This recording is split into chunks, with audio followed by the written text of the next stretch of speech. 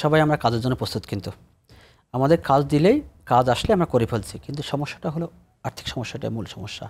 অর্থাৎ আমাদের এরিয়ার হোক আর যাদের মানুষের চাহিদা অনুযায়ী আমরা হেল্প করতে পারি না, এটা বললাম। সেক্ষেত্রে সরকার সহযোগিতা অবশ্যই প্রয়োজন। এখানে প্রয়োজন হলে প্রশাসনিক সহযোগিতা, যেমন অনেক কাজ করতে যেয়ে প্রশাসনিক হেল্প দরকার হয়। সেক্ষেত্রে আমরা এই করোনা বলেন, দুর্যোগের সময় বলেন, এগুলো প্রশাসনের জটিলতা থাকেই, কিন্তু সেক্ষেত্রে প্রশাসন আমাদের কী করতে পারে, সহযোগিতা করতে পারে। তারপরে আমাদের সহযোগিতা প্রয়োজন যারা স্থানীয় প্রতিনিধি থাকেন, যারা নির্বাচিত প্রতিনিধি থাকেন, তাদের সহযোগিতা ছাড়া কিন্তু আপনি কাজ করতে পারেন না, কিন্তু আন্তরিকতা লাগে।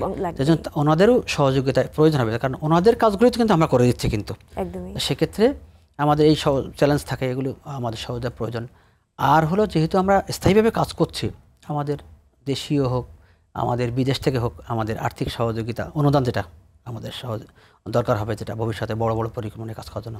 আমাদের শিক্ষা প্রজেক্ট বলেছে, শিক্ষা আছে, স্বাস্থ্য আছে, তারপরে দুর্যোগকালীন সময় সহযোগ আছে, রেগুলার প্রজেক্ট কিন্তু আছে। ভাইয়া তো আমাদের বলেন যে আমরা যেটা অকেশনাল যে প্রোগ্রামগুলো করি, কিন্তু আমাদের প্রতিনিয়তই কিন্তু কাজ আছে, কিন্তু প্রতি মাসে কিন্তু আমাদের কার্যক্রম আছে, খরচ কিন্তু আছে, কিন্তু আমাদের। আমি একটু বলি, আমরা কিন্তু বাল্য বিবাহ নিয়ে কাজ করি। আচ্ছা, এলাকাতে কিন্তু বাল্য বিবাহ যাতে না হয়, এই ক্যাম্পিং এবং যৌতুক প্রথা যাতে না আসে, এবং কোথাও যদি জানি যেটা যৌতুক প্রথা বা একটা বাল্য বিবাহ হচ্ছে, আমরা 1 বছর আগের একটা ঘটনা, একটা ক্লাস 8-এর মেয়ে বিয়ে হবে, যখন আমরা জানতে পারি, আমরা কিন্তু সাথে সাথেই প্রশাসনকে, স্থানীয় প্রশাসনকে সাথে নিয়ে সেটা প্রতিরোধ করি। 5টা মেয়েকে, কন্যা দায়গ্রস্ত পিতাকে আমরা উদ্ধার করছি, এবং আমাদের তাকে আমরা ওই বাবাকে, ওই 5 জন বাবাকে 1টি টাকাও আমরা খরচ করতে দেই নাই।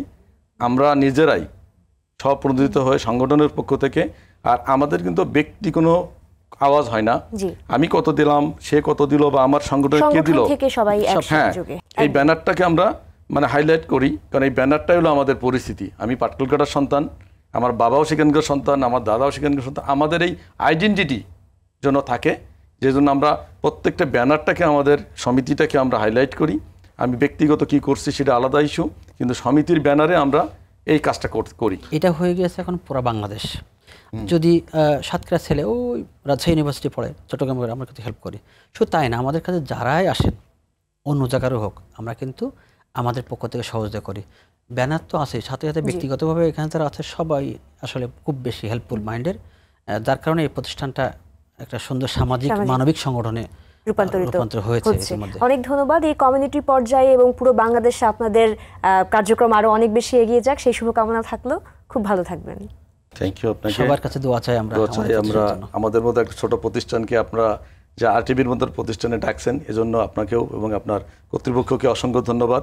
এবং আপনারা দোয়া করবেন যাতে আমাদের এই সংগঠন মানে শুধু সাতক্ষীরা সীমাবদ্ধ না, যাতে আমরা এটা সারা বাংলাদেশকে মানে কভার করতে পারি, বাংলাদেশে ছড়িয়ে পড়তে পারি, সেই দোয়া রাখবেন আমাদের জন্য। আমি একটু আমাদের যারা এই পর্যন্ত হেল্প করেছেন, আমাদের কাজে আর্থিকভাবে আমাদের পরামর্শ দিয়ে সবাইকে আমরা আন্তরিক ধন্যবাদ জানাচ্ছি।